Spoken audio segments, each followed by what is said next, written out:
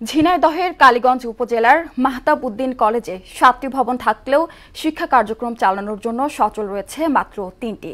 সেগুলো থেকেও খসে পড়ছে ছাদের পলেস্তারা। জীবনের ঝুঁকি নিয়ে ক্লাস করছে প্রায় ৫,০০০ শিক্ষার্থী। বিষয়টি ঊর্ধ্বতন কর্তৃপক্ষকে জানালেও আশ্বাস ছাড়া কিছুই মেলেনি। সোহেল আহমেদের প্রতিবেদন, জানাচ্ছেন আফরিন পপি। ঝিনাইদহের কালীগঞ্জ উপজেলার নিমতলা বাস স্ট্যান্ডের পাশে ১৯৬৬ সালে নির্মাণ করা হয় Mahtab Uddin college. Mahtab Uddin degree college নামে কলেজটি সরকারিকরণ করা হয় ১৯১৮ সালে। কলেজটিতে শিক্ষার্থী প্রায় ৫,০০০, রয়েছে ১০০ জনের মতো শিক্ষক ও কর্মচারী।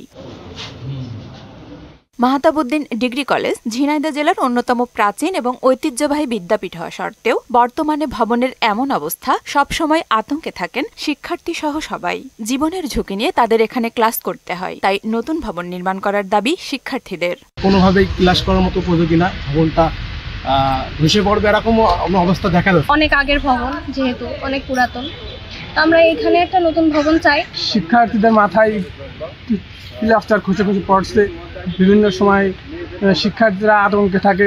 নতুন ভবনের প্রয়োজনীয়তা তুলে ধরে বারবার সরকারের কাছে বলেও কোনো সমাধান হয়নি বলে অভিযোগ জানালেন শিক্ষকরা। প্রায় ৫,৫০০ স্টুডেন্ট লেখাপড়া করে, কিন্তু এখানে এই পর্যন্ত কোনো সরকারি বিল্ডিং আমরা পাই নাই। বিল্ডিংটা অত্যন্ত ঝুঁকিপূর্ণ। আমরা সবসময় চিন্তায় থাকি কখন দুর্ঘটনা ঘটে।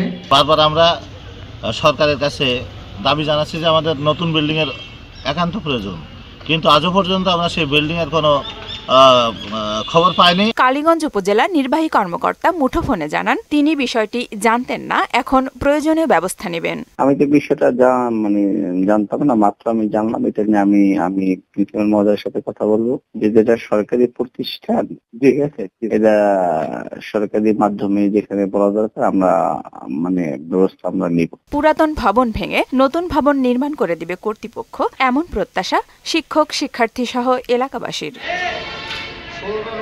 আফরিন পপি, মোহনা সংবাদ।